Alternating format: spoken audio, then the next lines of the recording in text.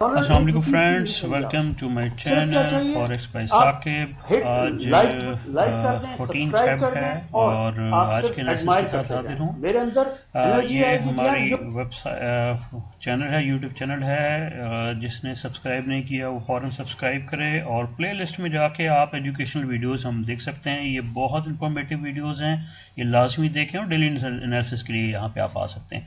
ठीक है जी, ये हमारी वेबसाइट है forexbySaqib.com। इसमें आप जाके फ्री सिग्नल्स को सबमिट कर सकते हैं। इसके अलावा कॉपी ट्रेडिंग की अवेलेबिलिटी भी है ऑप्शन, और भी हमसे कांटेक्ट करना चाहते हैं तो आप हमसे रब्ता कर सकते हैं। जल्दी से हम चलते हैं आज के एनालिसिस की तरफ। गोल्ड में अगर आप देखें तो कल शार्प डिक्लाइन आया, उसकी रीज़न को हम पहले डिस्कस करते हैं, फिर हम आगे चलेंगे। फॉरेक्स फैक्ट्री में हम जाते हैं, देखते हैं कल ऐसा क्या हुआ कि मार्केट इतनी ड्रॉप कर गई। 13 फेब को एक न्यूज़ आती है जी, कोर सीपीआई ये सब बढ़ के आया था। 0.3 था, एक्सपेक्टेड 0.4 आया, 0.2 था, 0.3 आया, और ये 2.9 था, 3.1। ये इन्फ्लेशन की का एक गेज होती है जो जिसको नापा जाता है। क्योंकि ये डाटा पॉजिटिव आया तो गोल्ड ने इसको रिएक्ट किया वाइस वर्सा, और वो गोल्ड नेगेटिव हो गया। लेकिन अगर आप इस डाटा को देखें कि ये डाटा क्या कह रहा है, इस वक्त जो इन्वेस्टर हैं उन्होंने कहा कि जी क्योंकि ये डाटा पॉजिटिव आया है तो फेड जो है वो रिलेक्टेंट होगा अपना इंटरेस्ट रेट को कट करने में। तो देखें, एक मैं आपको चीज़ बताऊं कि हो क्या रहा है। हो ये रहा है कि फेड ने इंटरेस्ट रेट बढ़ा बढ़ा के 5.5% तक ले गया, 0.25 तक। कई सालों में उसने ये किया, और उससे इन्फ्लेशन फिर भी कंट्रोल नहीं हो रही। ये जो पॉइंट है ये पॉजिटिव नहीं है इकोनॉमी के लिए, ये यूएस की इकोनॉमी के लिए नेगेटिव है। ठीक है, ये शॉर्ट टर्म में आपको ज़रूर गोल्ड जो है वो सेल में नज़र आया है, लेकिन मैं नहीं देख रहा हूँ गोल्ड को सेल लॉन्ग टर्म में। ठीक है, मैं हमेशा लॉन्ग टर्म एनालिसिस लाजमी करता हूँ, क्योंकि कुछ लोगों की ट्रेड्स होती हैं, अगर फंसी भी हुई हैं तो वो होल्ड कर सकते हैं। देखें, इमीडिएट जो लेवल इस वक्त नज़र आ रहा है वो ये लेवल है जो कि यहाँ पे है। ठीक है, ये तकरीबन बनता है हमारा, अभी इसको हम चेक करते हैं, फिर उसके बाद ये लेवल है। ये दो लेवल्स से मार्केट अभी भी रिवर्स हो गई है, और आप देखें कि लेवल को तकरीबन टच किए बगैर या इसके ऊपर हमने जो है ना थोड़ा सा ऊपर होके इसने ये मार्केट ऐसे कर सकती है, या ये इसने जाना आप ही है, ये लो नहीं जा सकती। ठीक है, ये मैं जो एनालिसिस देता हूँ लॉन्ग टर्म में, शॉर्ट टर्म में ज़रूर ये थोड़ा सा इसने पुल बैक किया। आप ये देखें, ये 4 आवर का चार्ट है, इसमें मार्केट ने शार्प ड्रॉप आया है, और इस वक्त मार्केट यहाँ पे कंसोलिडेट कर रही है इस एरिया के ऊपर।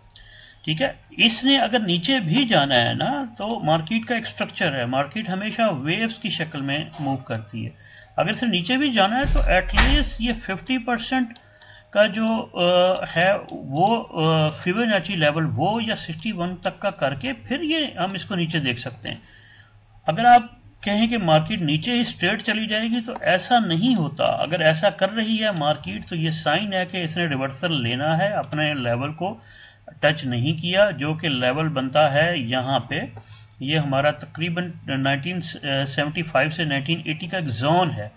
ठीक है, तो यहाँ पे जो जोन है, इस जोन को टच करके मार्केट को ऊपर जाना चाहिए। हम अभी तक इस मार्केट में बुलिश हैं और हम समझते हैं कि मार्केट को ऊपर ही जाना चाहिए। ये क्योंकि कोई ऐसा अच्छा डाटा नहीं था ये जिसको हमने मार्केट ने कहा ये डाटा ठीक है, इन्फ्लेशन तो बढ़ी हुई है ना, इन्फ्लेशन को तो रोक ही नहीं सके आप, इन्फ्लेशन बढ़ रही है तो what is good in it. ठीक है, मार्कअप नहीं, मार्कअप क्या है, मार्कअप तो ने तो तबाही मचा दी थी, मार्कअप बढ़ाने की वजह से तो एक बैंक उड़ गया था। तो ये लॉन्ग टर्म में मैं इसको सेल नहीं देख रहा हूँ, बड़ा क्लियर मेरा इसके ऊपर स्टांस है। बहरहाल मैंने आपको कहा कि नीचे आ जाएगी तो नेक्स्ट लेवल ये वाला है, इसको वॉच करें। ये लेवल अगर ब्रेक होता है तो फिर अगला लेवल फिर 1930 का बन जाता है। ठीक है, तो दो लेवल हैं हमारे पास, एक 1975 का लेवल है और एक 1930 का लेवल है।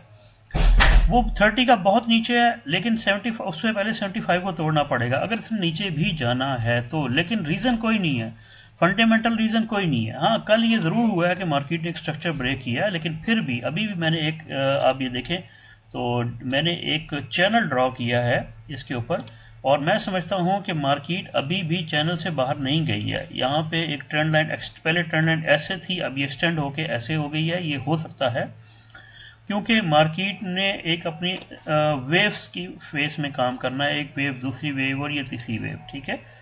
और ये जो है ये एक रेजिस्टेंस लेवल है, ठीक है। इसको ब्रेक करती है मार्केट तो फिर पहला ये और फिर दूसरा और फिर तीसरा यहाँ तक, लेकिन ये मुझे अभी ये नहीं नजर आ रहा इस मार्केट के अंदर। मैक्सिमम यहाँ पे बहुत इसने किया तो इधर तक आएगी और फिर ये करती हुई ब्रेक इन करके और ये ऊपर निकल जाएगी, ठीक है। फिर हमारा इस तरीके से हम कुछ वेव लगाएंगे ट्रेंड लाइन। देखें गोल्ड की मार्केट को हमें ओवरऑल देखना पड़ता है कि फंडामेंटली भी कैसे हो रहा है। टेक्निकली तो हमें नजर आ रहा है कि इसने शार्प किया और इसको नीचे जाने के लिए एक पुल बैक जरूरी है यहाँ पे, लेकिन नीचे नहीं जा रही भाई मार्केट। मेरी नज़र में मार्केट को नीचे नहीं जाना चाहिए, ये मार्केट को ऐसे वेव्स बनाते हुए ऊपर आना चाहिए और इसको ऐसे ऊपर मूव करना चाहिए। बहरहाल रिस्क एंड रिवार्ड रख के, स्टॉप लॉस रख के काम करेंगे तो आपको कभी भी परेशानी नहीं आएगी मार्केट में। यूरो यूएसडी को देख लेते हैं। देखिए गोल्ड को इसलिए हम डिटेल डिस्कस करते हैं क्योंकि गोल्ड जो है वो बहुत से लोगों का फेवरेट पेयर है, मेरा भी फेवरेट पेयर है, मैं भी मोस्टली गोल्ड के अंदर ही ट्रेड करता हूँ। यूरो यूएसडी है, यूरो यूएसडी में भी डिक्लाइन आया है, लेकिन अगेन ये एक इसके ऊपर एक खास लेवल के ऊपर खड़ी हुई है मार्केट, जो कि एक रेजिस्टेंस है। ये देखिए यहाँ पे भी कंसोलिडेट हुई मार्केट, इधर भी आपको नज़र आ रहा है, इधर भी लेवल है और यहाँ पे भी है। तो ये अभी मुझे नज़र नहीं आ रहा कि मार्केट ने नीचे चली जाएगी, और अगर गई भी तो फिर ये इसका एक लेवल है। लेकिन मैं इसमें अगेन बुलिश हूँ, और ये जब वाइस वर्सा ये चीज़ें सारी चलती हैं, जब ये यूएस डॉलर नेगेटिव होगा तो इसने पॉजिटिव हो जाना है। ये देखें ये ऑयल है, ऑयल में कल का ग्राफ से हमने कल प्रेडिक्ट किया था कि मार्केट ऊपर जाएगी, एग्जैक्टली मार्केट ने यही किया और पहला लेवल इसका ये बनता है, लेकिन ये वेव्स बनाते हुए इसने इसका अल्टीमेट टारगेट मैंने आपको 95 का दिया हुआ है, ये इसका लेवल है, इसके ऊपर आप ट्रेड करें, स्टॉप लॉस लगा के करें।